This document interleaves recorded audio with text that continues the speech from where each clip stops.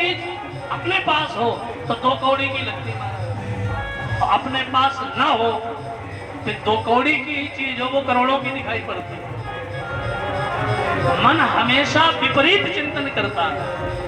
जो हमारे पास है उसका चिंतन नहीं करता, जो हमारे पास नहीं है मन उसी का चिंतन करता है। अच्छा, दिन भर में कितने लोग हमारा सम्मान करते हैं? अच्छा, आप अखबार में देखो कितने बढ़िया बढ़िया काम होते हैं, अखबार में एक भी छपता, और जितने बुरे काम है वो सब छप कर आ जाएगा।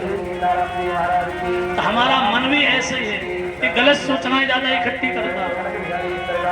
आपने 3 घंटा कथा सुनी, कितनी देर याद रहती है, लेकिन जहां 2-3 लोग बैठे और किसी की बुराई अगर 1 घंटा भी आपने सुन ली 8 दिन याद रहती है।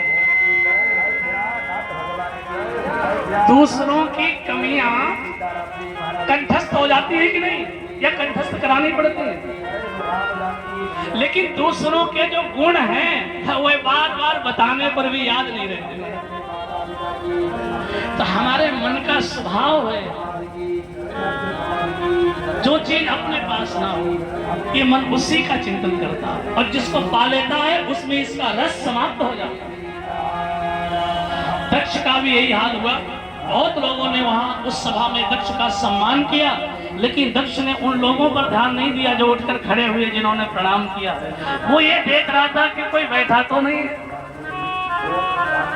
अब जब बैठा हुआ देखा तो एक सज्जन बैठे हुए भी दिखाई पड़ गए। कौन बैठा था? बोले भगवान शंकर बैठे। अब बस शंकर जी को बैठा हुआ देखा तो भयंकर क्रोध से उसे लगा कि शंकर जी ने मेरा अपमान कर दिया। अब महाराज उठ करके सभा में आया और खड़ा होकर के सारी सभा को संबोधित करते हुए दक्ष ने कहना प्रारंभ किया। श्रीमद् भागवत जी में तो बड़ा विस्तार से वर्णन है। दक्ष कहते हैं, श्रूयताम ब्रह्मर्षि में सहदेवा साग्रजा अयम ही लोकपाला नाम शगनो निरपत्रया। भाई,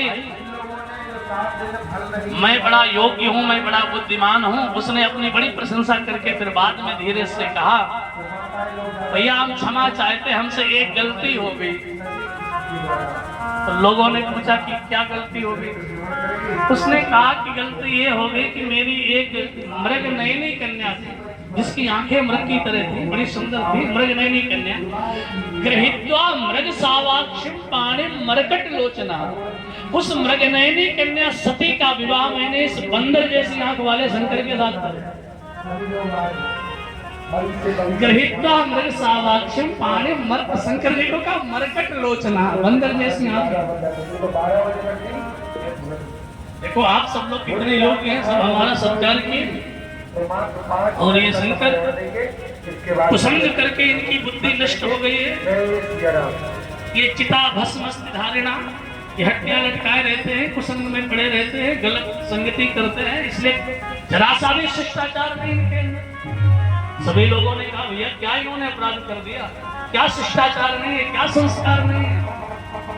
दक्ष ने यही कहा कि सबने मुझे प्रणाम किया, ये हमारे ससुर हैं, ये हमारे दामाद हैं।